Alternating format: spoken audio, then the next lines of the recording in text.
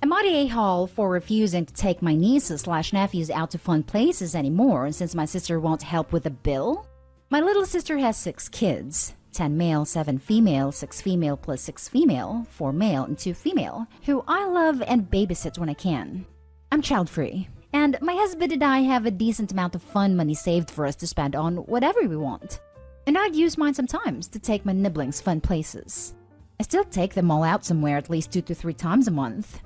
Now, when it was just the oldest, I'd take him for a day to give my sister and brother-in-law a break. I'd take him to museums, fairs, kids' play places, Chuck E. Cheese, amusement park, etc. With just one kid, it was pretty easy to do. Then the second oldest came along, and I was still able to swing it. But then with the addition of the twins, it became harder to afford. Not to mention watching 4 kids is way harder than watching one. By the time the 4-year-old came around, I couldn't afford to take them all to the same places anymore. It cost too much. So I started taking them cheaper/free places, like the park, free kids' days at the museum, the mall, swimming at my house, etc. Now with the 2-year-old, I've totally stopped taking them anywhere that costs more than a couple bucks each. But last week when I was dropping the kids off at my sister's place, the oldest asked if we could go to the fair next month. I didn't think I'd be able to afford that, but didn't want to outright say no, so I told him I wasn't sure, but would see. After the kids ran off, my sister asked why I wasn't sure about the fair, and I told her I didn't think I'd be able to afford tickets and food for 7 people. She said it couldn't cost that much, so I told her that each ticket was about $10 the last time we'd gone, and that wasn't counting the money spent on food. I said I'd be happy to take them all to the fair if she paid for at least the tickets. She went off saying that she and brother-in-law didn't have that kind of money, how they had 8 mouths to feed and clothes to buy, and she couldn't waste money on the fair. I asked why she thought I was made of money, and she said I had more money than them, and it's not like I have 6 kids to care for. I told her I loved taking the kids out, but if she couldn't help with paying for the expensive places, then the kids would have to be content with going to the park or swimming at my house. Sister said I'm a huge a-hole. And when I told our parents, they said it was sorta a-holish since I only take them out a couple times a month instead of caring for them 24/7 like my sister. So now I don't know. Hub says I'm not the a-hole, but I don't know. I mean, yeah, I could swing taking them all to the fair, but it's just so expensive. Am I the a-hole for asking for help paying? Now for the top comments before reading Opie's little update. Not the a-hole. So if she can't afford places like the fair because of having 8 mouths to feed, why does that responsibility have to fall on you? She's being entitled instead of grateful that you've done as much as you have all these years.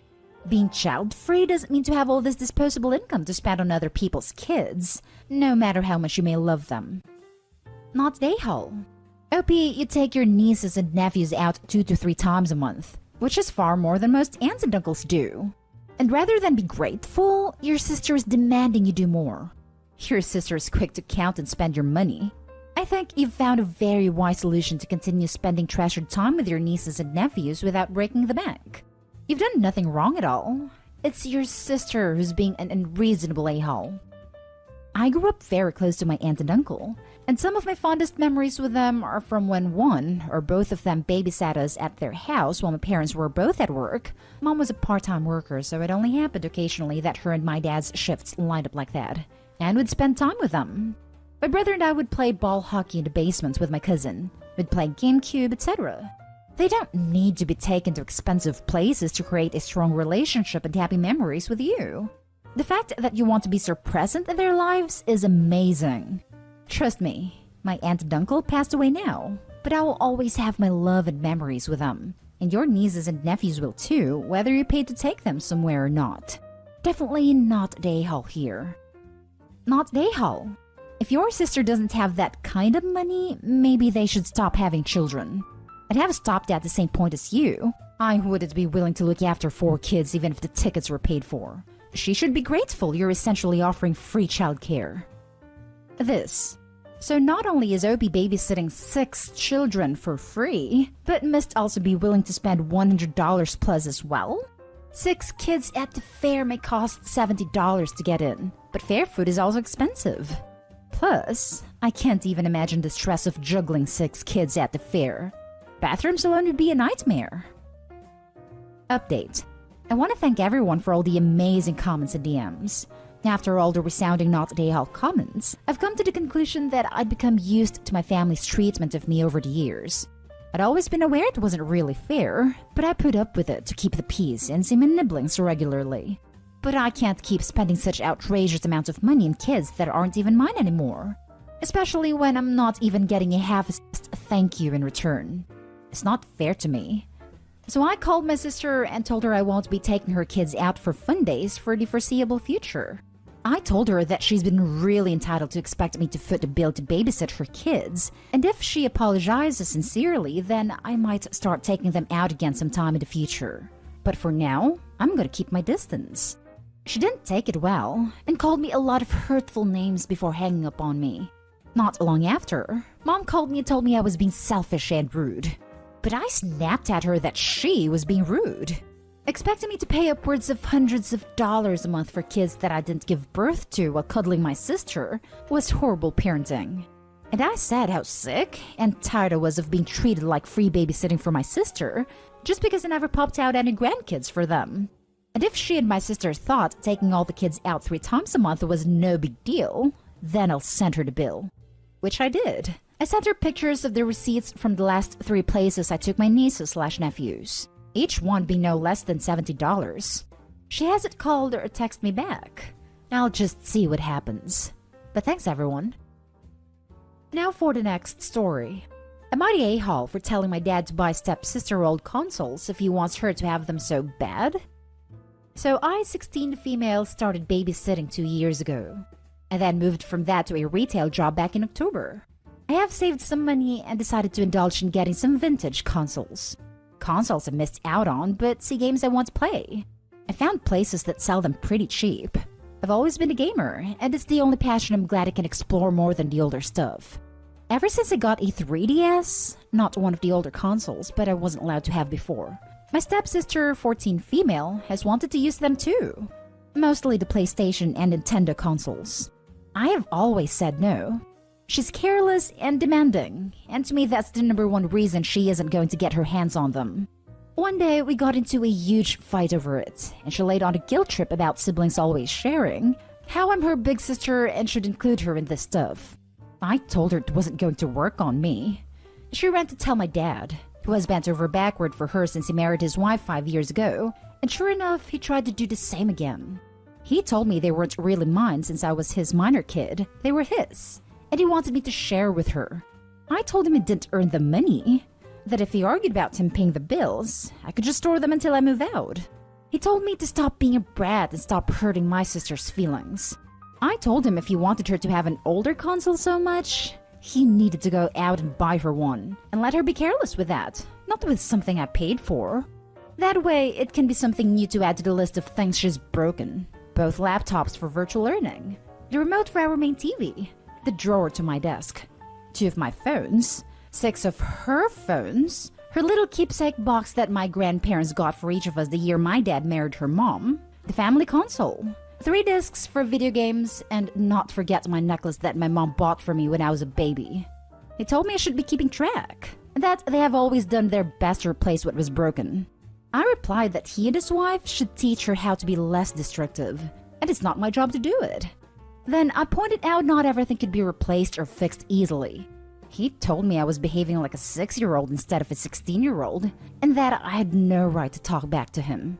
That was 3 weeks ago, and he's still mad about it. Am I the a-hole for how I talked to him? Not the a-hole. You're actually being very reasonable and articulate about the issue, and your dad is being a child. Yes, siblings normally are encouraged to share, but that's a pretty reasonable worry when the person you're sharing with doesn't have respect for someone else's things. He's mad because you're making sense. Plus, it's retro game consoles, which are like sacred. Not the a-hole. Your stepsister destroyed enough things already. You fearing she would be careful is justified. Store the things and move out. How did they replace something as precious as your mom's gift? They bought one that was like it, but it was never the same. For starters, it was from them and not my mom. I had kept that damn thing safe for 15 years, and then she decides to grab it while I was wearing it and broke the necklace. So she destroyed the necklace from your mom on purpose? Frankly, the whole siblings should always share thing is BS. You're allowed to have your own things, and to set limits in sharing with people who are careless/break stuff. Also, I don't believe for a second that your sister's both that careless and that entitled. Sounds like there's more to the story, and that most likely she's intentionally breaking things and claiming it was accidents. Breaking things during temper tantrums is still intentional, not the a-hole. I don't think she meant to break it, but she also didn't regret breaking it either. I think she just lost her temper because she didn't get what she wanted, and yeah, but still freaking sucks honestly.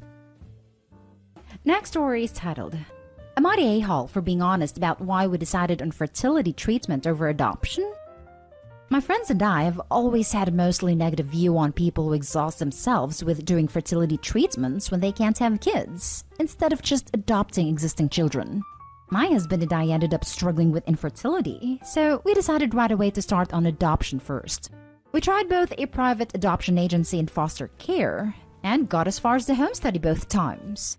Our house is old, and there are a lot of weird idiosyncrasies with the house, but we're completely up to date on electrical and plumbing codes, so we thought this would be just a formality. 2 generations of my family grew up there, and it was perfectly safe. Not to them. They had huge issues with the house. They considered 2 of the bedrooms to not be a bedroom because it was too small. They didn't like that the main level floor was uneven. We have a problem with squirrels trapping themselves in the roof somehow, and the social worker was appalled that we just let them scratch themselves out. There's nothing we can do. We don't know how they're doing it, and unless children are squirrels now, no child is getting up there to get stuck that way. It was ridiculous, but it didn't matter. The verdict from both was that our home was fundamentally unsafe. We did look into fixing it. Every single person who ever owned that home had tried to fix the things that were wrong, but we tried again. The house just couldn't be fixed to their standards without becoming actually dangerous. It was fine and safe to live in, but we also wouldn't be able to sell because it was imperfect. The verdict was that if we wanted to adopt a child, we would have to demolish our home to sell the land and then buy a new house on top of agency fees. We did the math. The truth was that, with housing prices in our area, adopting a child would actually cost us at minimum $450,000. Even if we had to do IVF surrogacy, it would only cost us about $130,000. It no longer made any sense to adopt, so we committed to doing treatment. Our total ended up being much less than that because, thankfully, our first round of IVF worked, and we didn't need a surrogate. We now have a child. One of our friends made a very, honestly, ignorant post about spending $100,000 on a child of your own while children sit in foster care. I decided to comment on it, telling her the full story for the first time, explaining how expensive adoption can truly be. There's been a lot of comments, and now she and some of our friends are now mad at me for making adoption look like a bad and terrible thing. I was just trying to show that there isn't one side to this, and that there are valid reasons to make both choices. Am I the a-hole? Now for the top comments. I think you and all of your friends are horrible people for sitting in judgment about how people handle their own infertility. I think you're doubly bad for not saying, I've had a change of heart after realizing there's so much I don't understand about adoption and IVF, and instead saying, you don't understand. I'm better than others who choose IVF because in my situation, it's okay. Everyone sucks here. I understand that.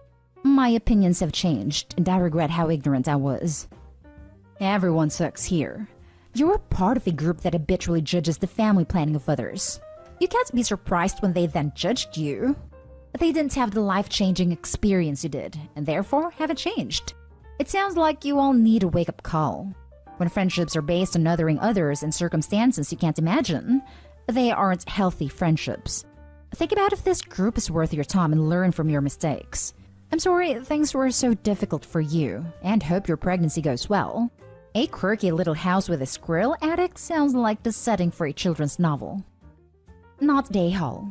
99% of the people who spout just adopt literally have no idea of how adoption and foster to adopt work. None. Now that you've gone through it, you know it's not the easy path that so many seem to think it is. Long story short, I had both my kids via IVF for about $5,000 out of pocket for IVF through hospital births. That $5,000 wouldn't even have covered a lawyer's retainer and a home study if we wanted to adopt. Plus, my IVF treatments involved me, my husband, and my doctor was only concerned with whether or not I could safely carry a pregnancy to term. He didn't care how much I made, what kind of parent he thought I'd be, the state of my marriage, what my house looked like, what my colleagues think of me, etc. For us, IVF was by far the best option. Never judge until you've walked a mile in someone else's shoes. It was ridiculous how much cheaper everything was. I ended up being able to do a home birth with a midwife, so I didn't have the hospital bill. I had been so concerned about the cost, but it was cheaper than I've heard of some people's spontaneous hospital births being. Kind of disturbing, honestly. Now for the last story.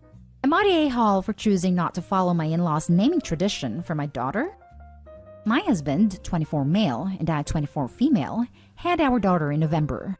Early in my pregnancy, my husband told me he would let me choose the name because he really struggled to like names, and he didn't want to make the process more complicated than it needed to be. I chose the name the day we found out she was a little girl. I told my husband, he gave me the thumbs up, and I kept it between us, and my best friend who made her engraved baby blanket. Outside of that, nobody else knew. We announced her name the day after she was born. The name was controversial within my husband's family. Our daughter was the first granddaughter, and we did not go with the tradition in their family of naming the first grandson/granddaughter a specific name. To make sure I'm being clear, in my mother-in-law's family, the first male of each generation is named John, for example, and the first female is named Emily.